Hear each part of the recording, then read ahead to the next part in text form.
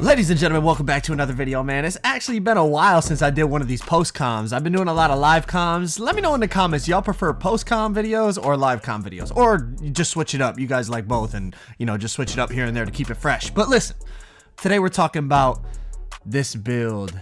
It's not just one specific build. It's the type of build and how it's so dominant on the twos. It's changing the whole makeup of 2K22, man. But let me first say, I haven't been as active as I like to be, but I'm working on this very special project, and I'm gonna tell y'all about it very, very soon, man. So stay on the lookout for that.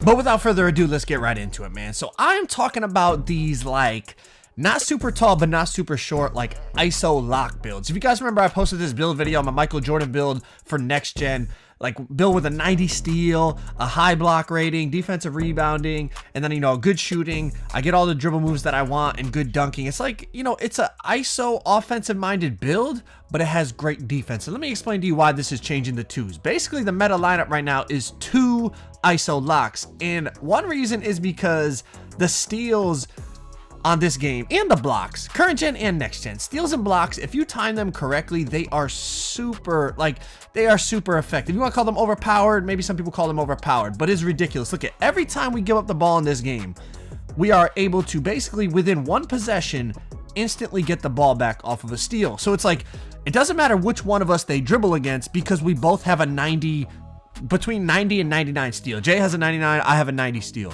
Whoever they dribble on, as soon as we get the bump animation, we're able to get the pluck. So it's like, it's really, really hard to score against. And I know what y'all gonna say. Oh, but if you have a big man, you're going against a 6'4", 6'5", 6'6" lock, you're gonna be able to just bully them inside. Because paint mashing on this game is definitely really effective, especially when you have a height advantage. But after this gameplay, I'm gonna show you some clips from a game going against a big man. I'm gonna show you exactly what we do to stop it.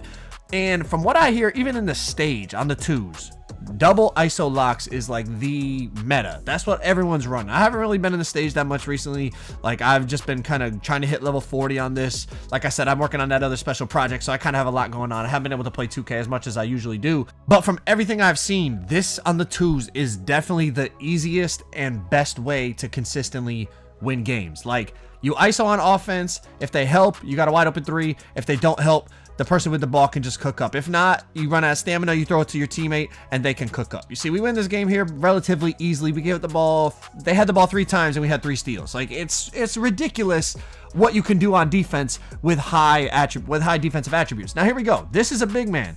He drop steps, instantly get a steal. Literally, look at 0-0. That's the first possession. We give up the ball right away. This dude actually makes a great shot in the corner. Was at like 13% contested. Nice shot, nice shot. But look at this. No editing. I didn't cut nothing out. He just hit that 3. After I got the steal, we missed. They got the rebound, hit the 3. Now check this out. They're going to go to the big man, throw it back to the guard. They're going to try to get the big man down on the block again to bully me. Check this. He goes straight up this time. Instantly pluck him. He didn't even drop step that time, because the drop steps, if you spam X, you could get a steal almost every time. He didn't even drop step. He just tried to go up over me, probably got mouse in the house and all that. And I just instantly pluck it from his hands. It is crazy trying to score against this lineup. Like, if you play good defense, you and your teammate, you have good chemistry on when to switch and whatnot. Between the steal success and the block success, you can get stops even when you give the ball up. That's the biggest thing on the twos. Like, obviously you don't want to give the ball up ever because it's make it take it. But if you do give the ball up, can you get a stop? And with this lineup, it gives you a really good, like, no matter what type of offense you're going against, you have a great chance to get multiple stops if needed. I mean, look, even the guard gets the ball, Jay gets an instant steal, they have to foul. It's just... it's kind of broken. Honestly, it's kind of broken. I don't want to say broken because some people in the comments get like all offended, like, and they go into like this deep conversation of what the definition of broken is in a video game. I'm just saying it is really effective. All right, I'm gonna use that word. It's really, really effective to run this lineup. Now check this out. This is all about the twos, right? But even on the threes, I know, like, most of the time on the threes, the most effective lineup is like a small guard, a lock, and a center. That is a really good lineup this year on the threes, because you got to try to get threes, and those little guards, like, they're really quick, and with, like, you know, Hall of Fame blinders or gold blinders, you can definitely get threes up easier than running like double locks. But I will say on the threes, if you have 3 players that can all handle the ball and all play defense, you can basically drive and look at, I miss a shot, up, instant steal, thank you very much, and that's game. Like, it's crazy. But if you have 3 players on the court on the threes that can all handle the ball, shoot, and play defense, that is also a really, really effective lineup. Like, you might have to do a little more than just ISO. You might need to mix in like random little pick and pops or like random like off-ball dex plays to try to get more threes.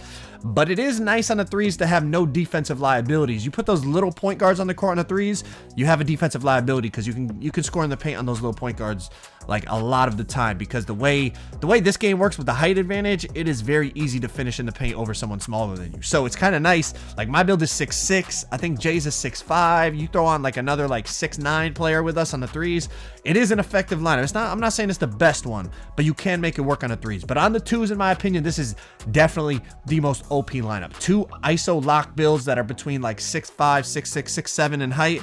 Maybe you go up to like 6'8", 6'9", depending on how you make the build, but it's super hard to beat. As y'all see, even if we lose the ball, like we're confident that most games we're gonna get the ball back. Of course, you take the occasional loss here and there. It's 2K, you know what I mean?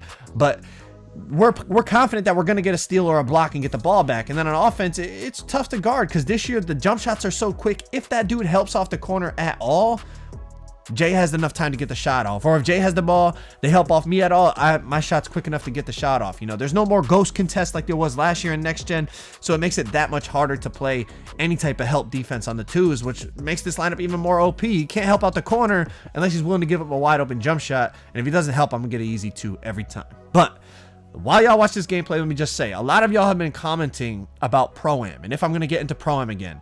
I do plan on getting into Pro-Am, and it is going to be on next gen. I don't plan on playing current gen Pro-Am. I'm going to play current gen Park. You guys seen my last couple of videos were on current gen. Definitely check those out if you guys haven't already. Some crazy builds over on current gen as well. But I do plan on getting into next gen Pro-Am, but it just takes a little bit of time, especially with everything I have going on. Like I said, between my channel, the project that I'm working on right now, my personal life, all that stuff. It's just hard to get 5 people consistently online ready to play Pro-Am all the time. So once I'm able to figure out a roster of 5 players that work, we might go back to the 5-out offense, or I might play center, play pick and roll. I'm not really sure. Probably, I think the 5-out would be more entertaining for you guys to watch. The 5-out where, you know, I'm running the point on like this build or my LeBron build or something like that. Well, I'll figure that out. But basically, yeah, I do plan on getting into Pro-Am. Just give me a little bit of time and those videos will be back. You know, 2K20, you guys love those Pro-Am videos. Last year they went really good on both current and next gen again, so I definitely plan on bringing it back at least for 2K22 next gen, and then maybe I don't plan on doing current gen, but maybe depending on how the year goes and whatnot. But definitely 2K22 next gen Pro-Am will be coming soon for everyone that's been asking. I just want to clarify that. But the build that I'm playing on in this video, like I said, is my 6'6" Michael Jordan build that I posted maybe like a week ago. Definitely check that video out if you need a build, especially for the 2s, but even the 3s and the 5s. It's a solid build, but this build on the 2s and even the 1s court is really, really good. I mean, it gets to the point here, it's 15-0. They just got to start fouling me, but look what ends up happening, right? So he fouls me. Be careful, because this build only gets silver unpluckable, which can be a little dangerous. You can get ripped, but if you know how to dribble and not get bumped, then you put yourself in a good situation to not get the ball stolen. Like, do not just stand there and dribble in front of somebody this year. But if you know how to cook them, hit them with a little Hezzy Curry slide, pull up from 3. If you don't let him bump you, you don't just spam dribble moves in front of people. Even with silver unpluckable, I found that I'm pretty, like, if he's spamming X right here, like, I'm not going to dribble in front of him. I'm going to run away from him. Otherwise, he will get a steal. But I'm out here, like, literally messing around now. I tried to do a spin back. I messed up. It don't matter. I'm just behind the back end, between the legs and spin back, behind the back. Come on, man. We're out here doing this on a build that's basically a lockdown. At the same time, you can ISO shoot 3s, dunk on anybody. It's a demigod build. It really is. And after a couple more fouls, we're just going to wrap this thing up, man. But hopefully y'all enjoyed the video. As always, make sure y'all drop a like if you haven't already. Subscribe if you guys are new. I'm only like a couple thousand away from 950K, man. I appreciate all the love. This month has been great. First month of 2K22. You guys have been showing a ton of love. As I said, a couple more fouls. I think Jay's going to hit him with a backdoor here because we're like, just get it over with. They're just going to spam X like this. Jay's going to throw it down. Like I said, hopefully y'all enjoyed the video. Make sure you drop a like. I appreciate all the support. Pro-Am is coming soon. Announcing my special project soon. Bunch of stuff in the works. You guys are going to love it, man. Appreciate y'all watching this video. Y'all boys have a good one. I'll talk to you on the next video. I'm out. Peace.